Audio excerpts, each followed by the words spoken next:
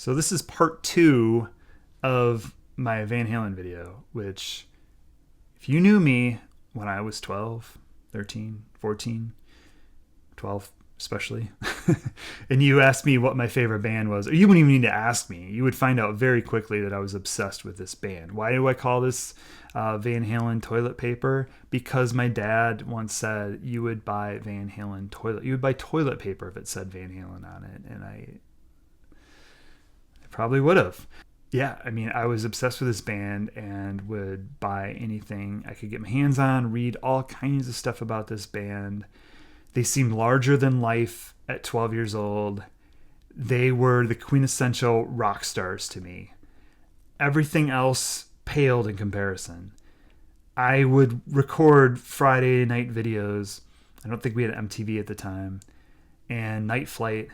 And I would fast forward through so much stuff. And I would stop for some things, but I mean, mostly I was just like looking for Van Halen and just fast forward.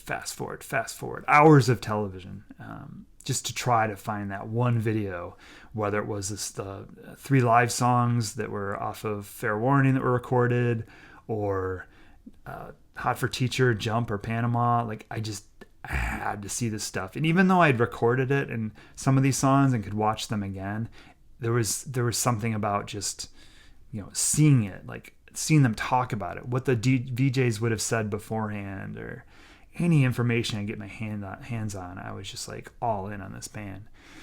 So as I mentioned in the last video, I never got to see them live. I was 12 years old. My mom said I was too young. You can see them next time. There was no next time. We all know this. This band broke up. The first sign of them breaking up was Crazy from the Heat, this little EP that David Lee Roth put out in early 1985. I don't remember hearing, information traveled differently then, right? I don't remember hearing a thing about the record ahead of time. I just remember it showing up in stores. I don't think I saw California Girls, the video. I might have before I bought the record. I might have, but I don't think I had to wait long for that record. I think it was pretty much just there on the shelf, and I was like, "What is this?" and picked it up. And it was only 4 songs, and none of the 4 songs really sounded like, Van Halen. Although I could still, because they did Pretty Women and other songs, cover songs, Dancing in the Streets and stuff like that, I could still see them doing California Girls. It wouldn't be like, I don't know, totally out of left field. But the Just a Gigolo, I Ain't Got Nobody was certainly, way more like Roth type stuff. And like I talked about before with this power struggle with the band, it's like, okay, Eddie locks himself away in the studio to work on Fair Warning, adding parts, crafting it more to his liking, probably erasing some things he didn't like, and kind of getting what he wants, like a more guitar focused record. I mean, all of them are, but not so light, less of Ross eccentricities on it, a darker record. And then the flip to this is, of course, Diver Down, which was not supposed to be a record. They did a single. The record company wanted them to do it like a tie-over single to keep their audience warm while they worked on their next record. And they did Pretty Women, and Pretty Woman, woman, singular, I guess, became a huge hit. So then they were like forced, whatever you want to call it, into doing a full-length record, mostly covers, because they just weren't ready. I think it's a fun album, but it's a Roth kind of record. And there's a reason Eddie Van Halen does not like that record, because it's got covers, because it's definitely more Roth dominated. If there's a Roth record that you're going to go, oh, that's kind of how his solo career sounds, and you're going to pick a Van Halen record that's closest to it, you would pick Diver Down. So there's sort of a power balance there. And then with 1984, Eddie had built 5150, further locked himself away, but I think they worked really hard on that one as more of a unit and knocked it out of the park. I mean, they became household names. I don't know. It's weird to think, for me, like just how popular they were before then. I know they were selling out arenas and stuff, but by the time that they put out 1984, I mean, they were absolutely huge. And so, yeah, did it go to Ross' head? Did he did that little EP? I mean, I've heard that it was never his intention, but he had grandiose ideas. He wanted to do a movie called also Crazy from the Heat. Apparently, he had sold the script or got sold the idea through to a movie studio, but then the funding got pulled on it. I guess he asked Eddie Van Halen if he'd do the soundtrack, and Eddie was super offended by that. I don't know why that would necessarily be. I don't know. The inner band workings were very odd. I don't think they ever really. I think they probably just tolerated each other, and I'm sure Ross' ego was out of control, but I think Eddie's was too. I mean, look at the way the guy behaved after. I mean, I don't know. I certainly don't think Eddie Van Halen was any saint. I think he was a very insecure person who had a major drinking problem that I'm sure, and cocaine problem that probably did not help matters at all. Not that Roth probably didn't have his own issues going on. But yeah, they let a good thing go. They broke up the band, and it's like Ross says he was fired. They say he quit. The truth is somewhere in there. But Van Halen by mid '85 was no more as we know it. And it's weird. It seems like the news of Sammy Hagar came about pretty quickly. I mean, I was obsessed with this band. Like I said, like the news didn't travel the same way then. But I remember hearing eventually about Van Halen working with Sammy Hagar, and I had some Sammy Hagar records. I had VOA. I didn't think it was a good record. I liked a couple songs off it. I thought it was cheesy. The cover was cheesy with him being dropped from a parachute on the White House lawn in a red jumpsuit. I Can't Drive 55 I thought was embarrassing, and I'm like 12 or 13 at the time. Like, I'm just like, why would you do that? I did like Staining Hampton and Three Lock Box. I remember I bought a tape that had both of those records on it. And this is before, his time with Van Halen, before there's any hint of it. And I did like those two records. So when I heard that he was going to be the singer, I was intrigued, but I couldn't let the idea of Roth go. I mean, when you get into a band and they're like your favorite band and you're completely obsessed with them, it's really cool to have 5 other records to get into, but you were waiting for that next record. You're like, oh my God, what comes next? And then there was nothing next, at least not the way we expected it. And for years, I would have dreams that I was seeing Van Halen reunited, and I was up close. This didn't happen like regularly, but it happened. And it's just this feeling of missing out on something that was, you just thought your mind was just so epic and so incredibly amazing, and you missed it. You caught it, and then it slipped away, and you got into it too late. You were too young. But I mean, I just always wondered what that follow-up to 1984 would sound like. The first taste of 5150 was the single for Why Can't This Be Love? And this guy that I knew wasn't really friends with him. He was kind of annoying, but he knew I was super into Van Halen. And he was like, hey, I heard the new Van Halen song. I thought he was messing with me. He goes, it's something called What About Love? Which was a Heart song. That wasn't the title, but it was called Why Can't This Be Love? And I get home and I just cannot wait to hear it. I'm listening to the radio constantly with my tape ready to record it. And I hear it and I wanted to like it. I was just like confused by it. It didn't really sound like what I thought they would sound like. It didn't really sound like Van Halen or Sammy Hagar. And then I bought the single. Came out before the record. The song on the back on the B-side was Get Up, which I don't know. It's like Eddie Van Halen on Overdrive, but the song's not. It's okay. It's a very loud, kind of crazy song, but definitely a B-side.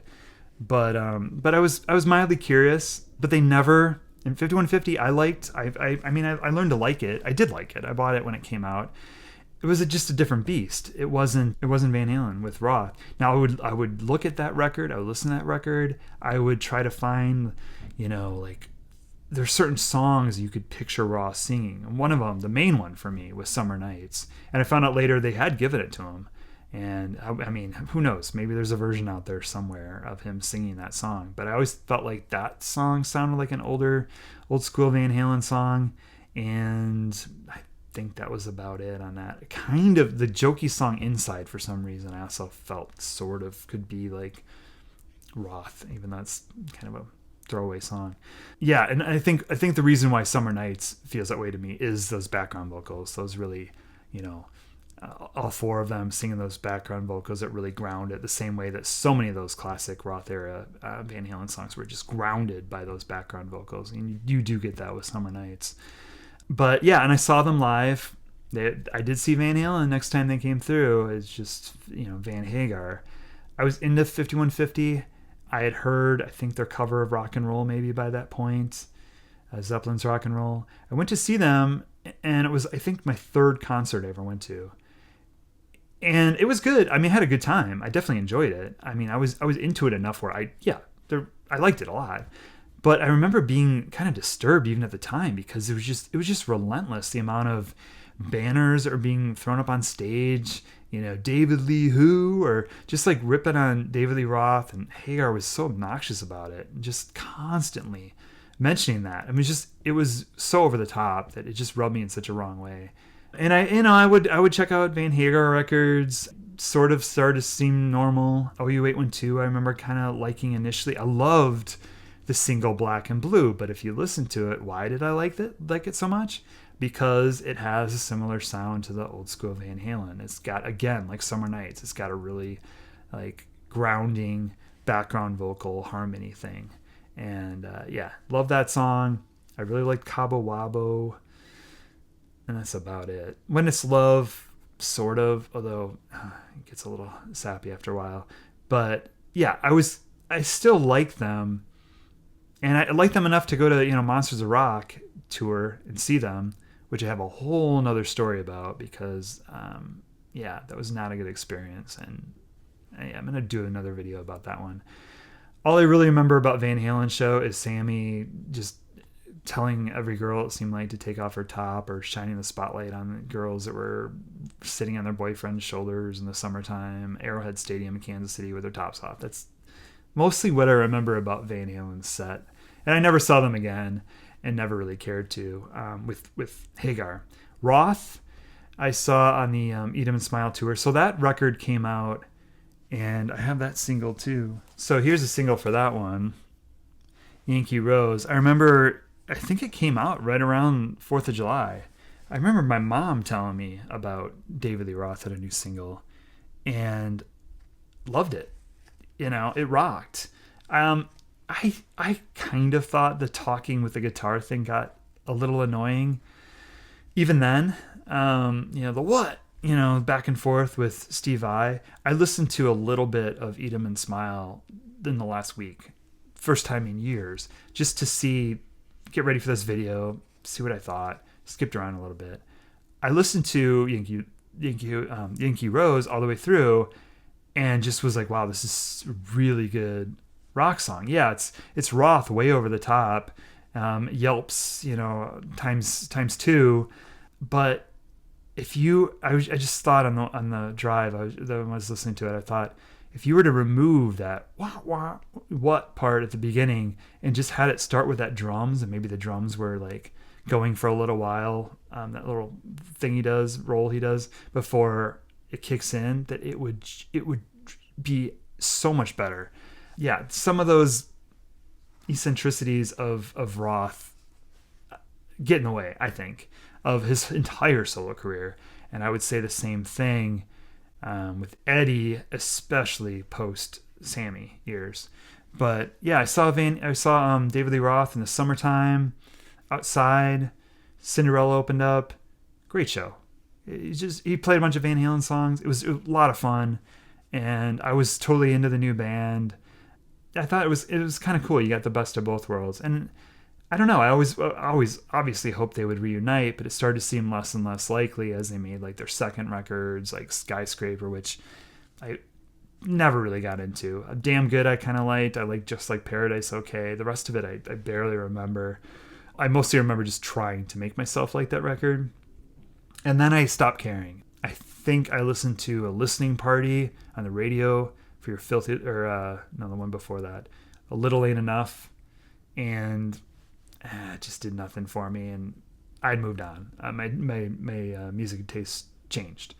When Van Halen put out For Unlawful Carnal Knowledge, I did get back on the Van Hagar train briefly when I heard Pound Cakes. I thought it sounded incredible. And again, it sounded like old Van Halen. So I was just like, ooh, what is this? And found the record as a whole to be super bloated and like just not something I cared about. I never listened to Balance. I think in retrospect, I might have listened to it once all the way through years later. And Roth, I gave up on. I never gave more than like, I don't know, a skim to listen, skippable, like listen to a couple tracks on the remaining solo records.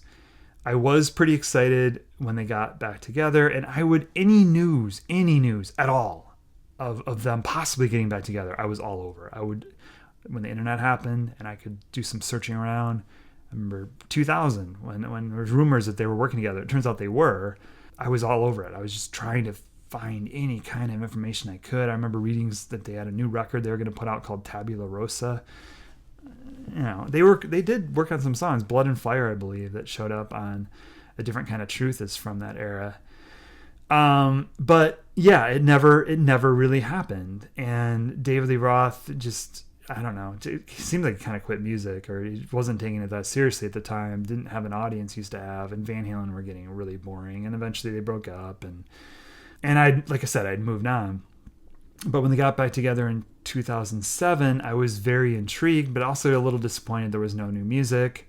I missed them on that tour for some reason. I did not go, but I did see them in 2012, and they had a new record, which I was super excited about. Different kind of truth.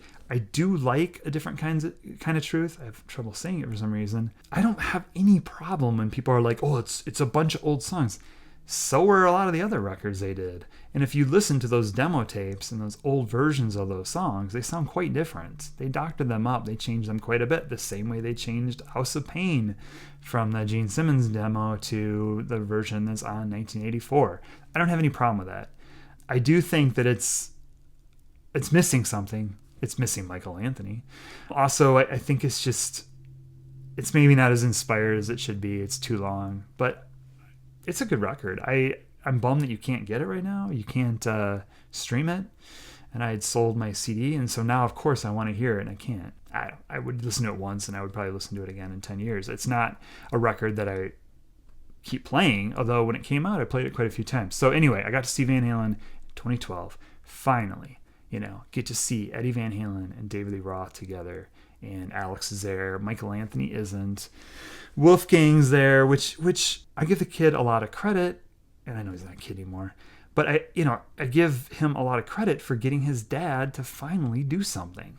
I mean, this guy just seemed like a bitter old man, and he wasn't even that old, complaining about Sammy Hagar when he wasn't complaining about David Lee Roth, and just seeming like just so angry about things, like he'd been like ripped off all the time. And it's like, dude, you are one of the most beloved musicians of all time, like guitar hero.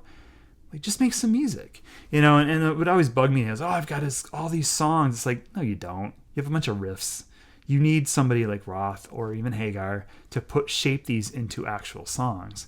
And that Van Halen 3 record is proof of it. I mean, I don't know. I didn't really care. I don't remember. I never bought that record. I streamed it somewhere. Could you stream in 1998? I don't know. I heard it. I don't know if I heard it all the way through. Maybe I just heard the single and then years later listened to it. I don't even know if I've listened to it all the way through, to be honest with you. So uninteresting to me.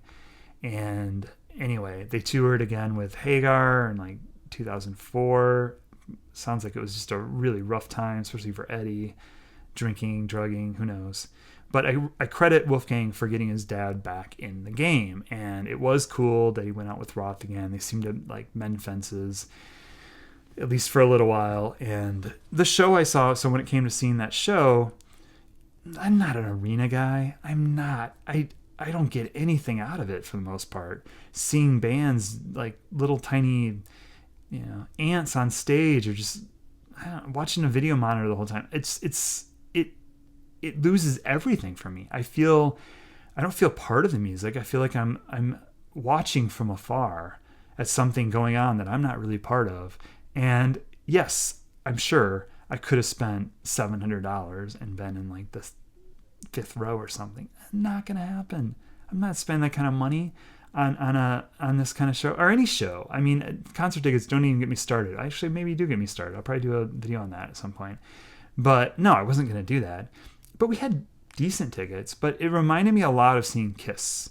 I had never seen Kiss at all, but I saw them on the reunion tour where they put on the makeup and they had Ace and Peter back in. Now, I was never a huge Kiss fan, but I liked them. And I mean, I'm much, much, much bigger Van Halen fan. But when I saw Kiss in 1996, I think it was 96, it was cool for about the first 4 songs.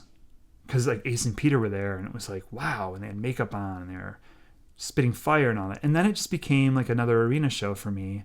And it reminded me of why I don't like big rock shows. Just don't feel part of it. The music, the sound is, it just seems like it's always terrible, bouncing around, echoing. And the Kiss show had some highlights, especially like when Ace and Peter like had their moments to shine that I really liked. I don't regret going at all, but it just was hardly like a experience of like one of the best shows I saw or anything, not even close. And I would say the same thing about seeing Van Halen finally in 2012.